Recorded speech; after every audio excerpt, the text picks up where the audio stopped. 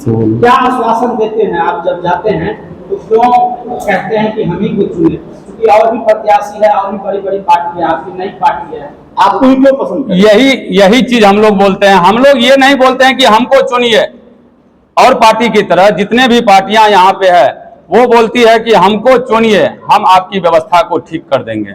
जनसुराज वाले जितने भी लोग हैं ये नहीं बोलते हैं कि हमको चुनिए। हम लोग जाके लोगों को बोलते हैं कि जब तक आप नहीं ठीक होंगे तब तक ये व्यवस्था नहीं बदलेगी।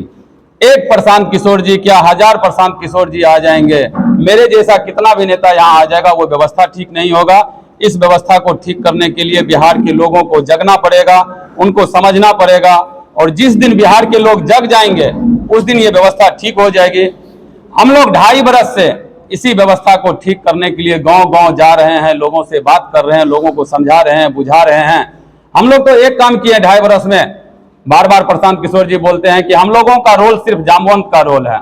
ये जनता रूपी जो हनुमान है, ये जो अपना अधिकार भूल चुकी है, ये अधिकार को हम लोग जगाने के लिए उनको गांव-गांव घूमे हैं, लोग जाग चुकी है अब, और ये परिवर्तन आपको बखूबी 2025 में मधेपुरा सहित पूरे बिहार में देखने के लिए मिलेगा। बिहार विधानसभा चुनाव अब अंतिम चरण पे है, अब आप लोगों का क्या रणनीति है और किस तरह से आप क्षेत्र में काम करेंगे? हम लोगों का रणनीति जो पहले था वही रणनीति आज भी है, समाज को जगाने के लिए।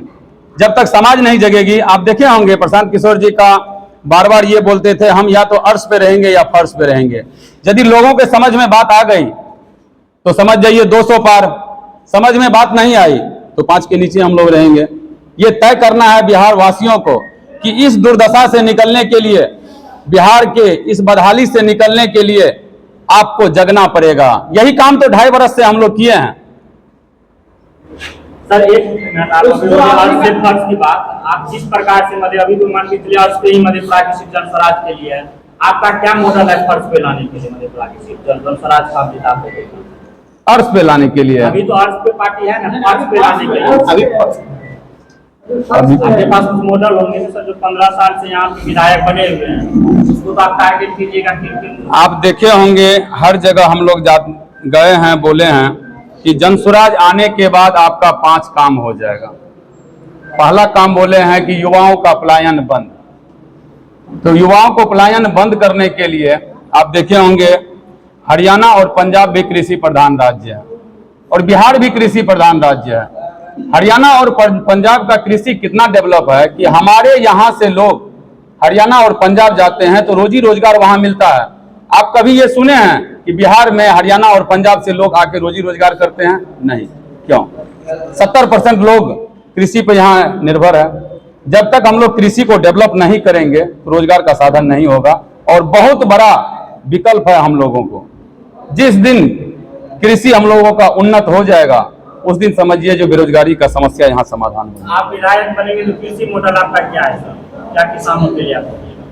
किसानों के लिए क्या रहेगा? किसानों के लिए आप देख लीजिए अभी के स्थिति में जो है, आप यूरिया का कीमत जानते हैं कितना है?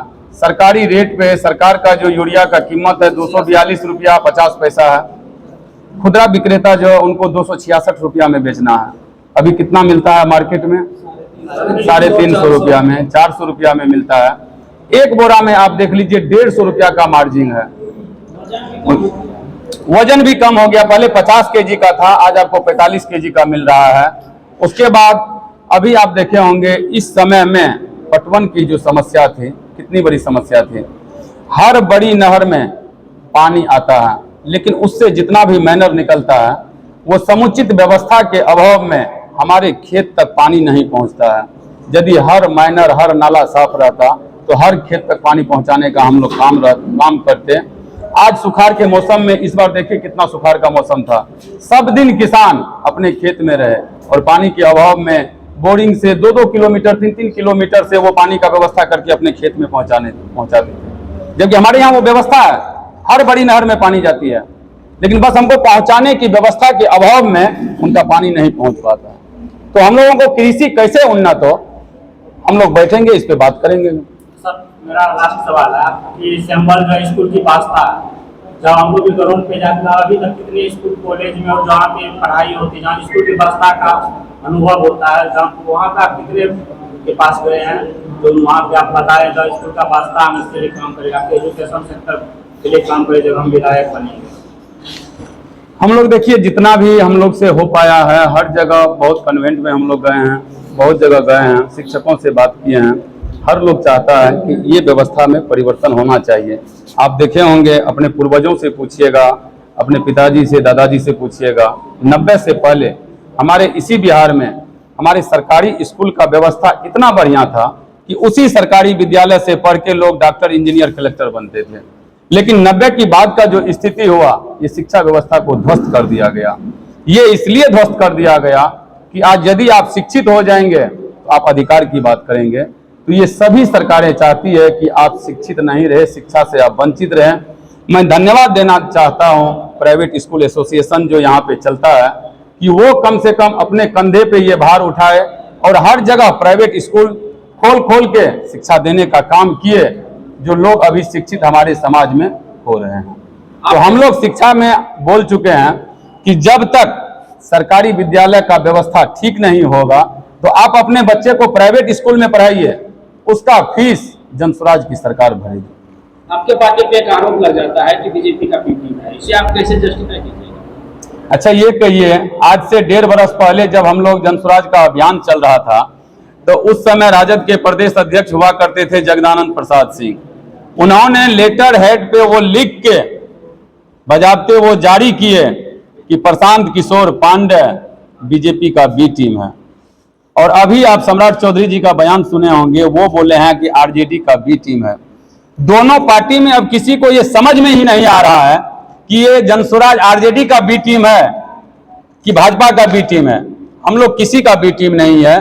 ये जो ए टीम कहने वाले लोग हैं, ये समाज को जो ठगने का काम किए हैं सदियों से, बी टीम ये पार्टियां ही, हम लोग ए टीम के रूप में आए हैं और ये दोनों पार्टियां बी टीम होगी। मीडिया के माध्यम से अपने विधानसभा क्षेत्र की जनता को क्या कहना चाहेंगे? मैं आप लोगों के माध्यम से अपने विधानसभा क्षेत्र के सभी बड़े बुजुर्ग को, सभी गार्जियन को मैं पहले तो हाथ जोड़ के प्रणाम करता हूं और आपके माध्यम से मैं आग्रह करता हूं कि व्यवस्था परिवर्तन के इस अभियान में आप सभी हमारे साथ में आइए और आने के बाद इस व्यवस्था का भागीदार बनिए, जिससे कि आपका आने वाला भविष्य सुरक्षित रहेगा। और एक बार यदि आप मेरे साथ आ जाते हैं तो ये लिख के गारंटी देते हैं कि जिस दुर्दशा में, जिस बदहाली में आज आपका समाज है, जनस्वराज में जुड़ने के बाद इस बदहाली में, इस दुर्दशा में ये समाज कभी भी नहीं रहेगा। चलिए, बहुत बहुत धन्यवाद।